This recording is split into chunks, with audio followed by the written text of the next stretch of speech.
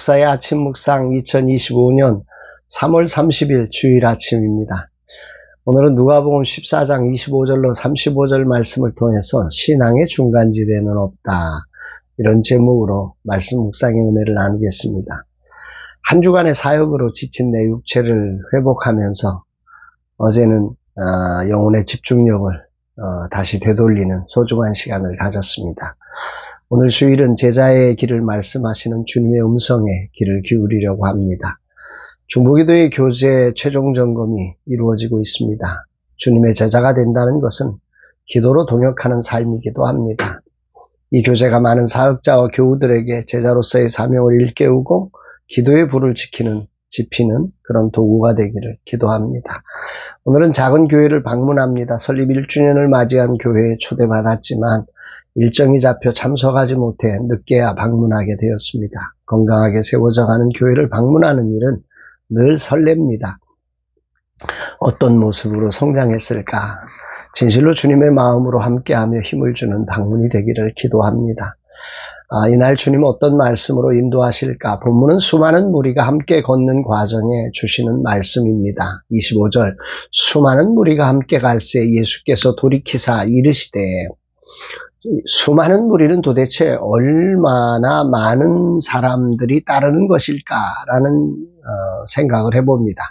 전후 문맥을 통해서 생각을 해보면 이 헬라어의 단어로 이 수많은 무리라고 하는 단어를 추론해 보면 일단 단어적으로는 대규모의 인파를 말하는 것입니다.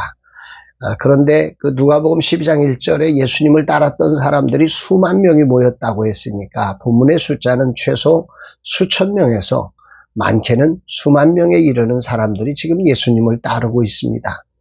이들은 단순한 구경꾼이었을까요? 아니면 진정한 제자가 되기를 원했던 사람들이었을까요? 이런 과정에 예수님은 이 둘, 즉 무리와 제자를 구별하는 중요한 기준을 제시하고 계십니다. 첫 번째 메시지가 이것입니다. 26, 27절, 무릇 내게 오는 자가 자기 부모와 처자와 형제와 자매와 더욱이 자기 목숨까지 미워하지 아니하면 능히 내 제자가 되지 못하고, 누구든지 자기 십자가를 지고 나를 따르지 않는 자도 능히 내 제자가 되지 못하리라. 가족과 자기 자신보다 예수님을 더 사랑해야 한다는 것이고, 자기 십자가를 지고 예수님을 따르지 않으면 제자가 될 수 없다고 말씀하십니다. 수많은 무리가 따르고 있는데 예수님은 아주 단호하게 제자의 길을 분명하게 말씀하십니다. 제자는 좋은 말씀과 기적을 바라고 모이는 무리가 아니다. 온전한 사랑으로 자기에게 주어진 십자가를 지고 따라야 한다. 이렇게 말씀하신 겁니다.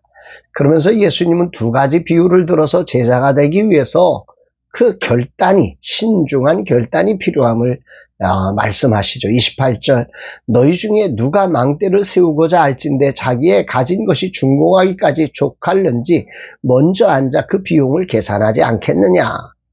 망대를 세우고자 한다면 그 비용을 계산하고 출발하지 않겠느냐, 이런 말입니다. 31절에 보면 또 어떤 임금이 다른 임금과 싸우러 갈 때 먼저 앉아 1만 명으로서 저 2만 명을 거느리고 오는 자를 대적할 수 있을까 헤아리지 않겠느냐.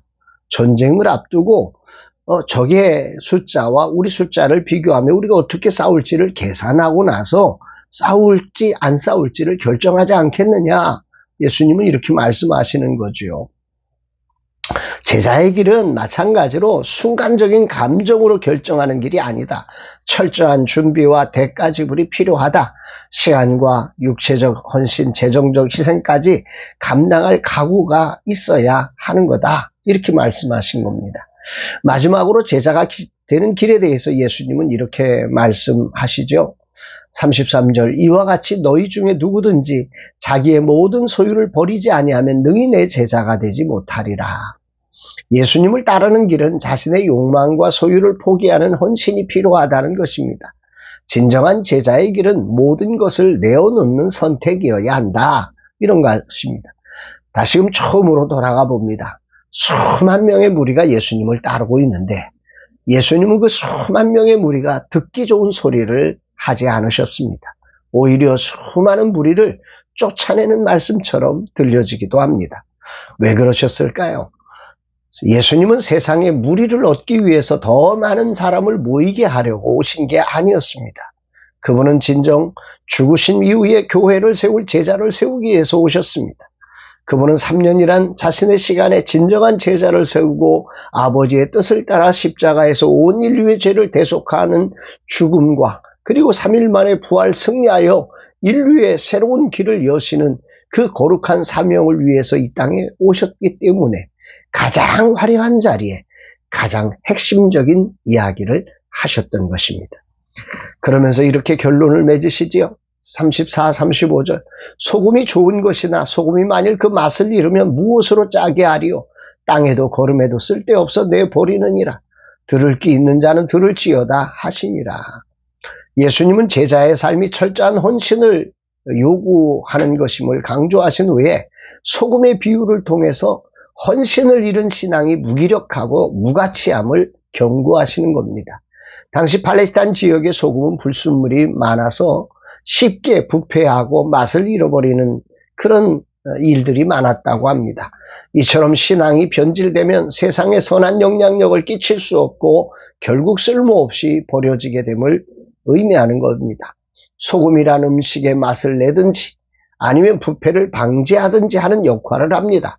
그러나 그 소금이 불순물로 그 역할과 맛을 잃어버렸다면 버려질 수밖에 없지요. 마찬가지로 희생과 헌신이 없는 제자는 세상에 쓸데없어 버려지는 소금과 같다 말씀하는 것입니다.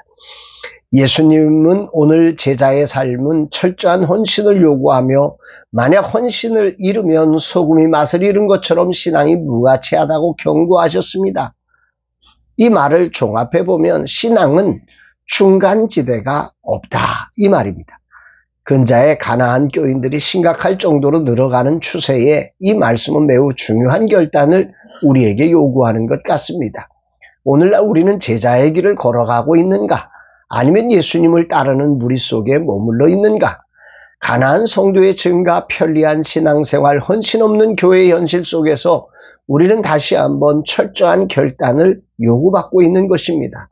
아울러 저에게도 목사로서 특히 작은 교회 비빌 언덕이 되는 목사로서 분명한 희생과 헌신을 감당하는 목사가 되라고 하십니다. 맛을 잃어버린 목사가 되지 말라고 분명한 결단을 각오하라고 하십니다.